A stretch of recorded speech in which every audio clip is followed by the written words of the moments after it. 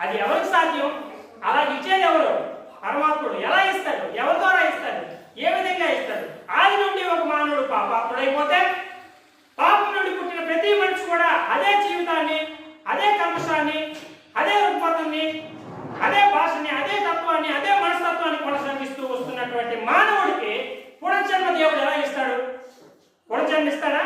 మరి అలా పునర్జన్మ ఇస్తే మానవుడి యొక్క జీవితం ఏమవుతుంది? పాపమయంగానే ఉంటుంది. ఎన్ని జన్మలు ఇచ్చినా అదే జీవితం అయిపోతుంది. మరి పుణ్య జీవితం ఎప్పుడు వస్తుంది? పుణ్యకాలం ఎప్పుడు వస్తుంది? మానవుడికి పుణ్య యోగం ఎప్పుడు వస్తుంది? పుణ్య జీవితం ఎప్పుడు తెలుస్తుంది? అవునా కాదా? కాబట్టి మానవుడికి పుణ్య జీవితం అనేది తెలియదు. దానికే బానిసై బతుకుతాడు. అదే మనస్తత్వాన్ని కలిగి ఉంటాడు.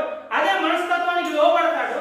అదే జీవితానికి అర్పితం అయిపోతున్నాడు. అలాగే చనిపోతున్నాడు. కారణం ఏంటి? తెలియదు. దేవుడు ఎటువంటి వాడు, ఏ మార్గం ద్వారా నీకు పునర్జన్మనిస్తాడో, ఏ మార్గం ద్వారా నీకు నిత్య జీవితాన్ని నడిపిస్తాడో, నిత్య జీవాన్ని నీకు ఇస్తాడో, శాశ్వత కాలం ఆయన నిన్ను కాపాడి నిన్ను జన్మ జన్మల యుగ యుగాల తరతరాలు ఆయనతో పాటు ఆయన ఆలయం ద్వారా నిన్ను నడిపించి కాపాడేటటువంటి శక్తిమంతుడు ఎవరో, ఆ శక్తిమంతుడైన ఆ దేవుడి దగ్గరికి, ఆయన ఆత్మను పొందడానికి, ఆయన జీవంలో జన్మించడానికి, ఆయన జీవిత కాలానికి వారసులవడానికి దారేదో మానవుడు తెలుసా? మానవుడు తెలియదు. దేవదాత అది. ఏ మార్గం అది? ఏ సత్యం అది? ఏ జీవం అది?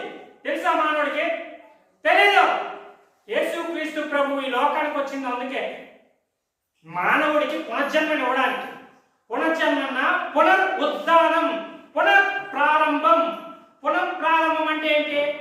మళ్ళీ ప్రారంభించడం. తిరిగి ఏదైనా ఒకటి కూలిపోతే దాని స్థానంలో మళ్ళీ కొత్తగా కట్టడం. ఇది పునఃప్రారంభం.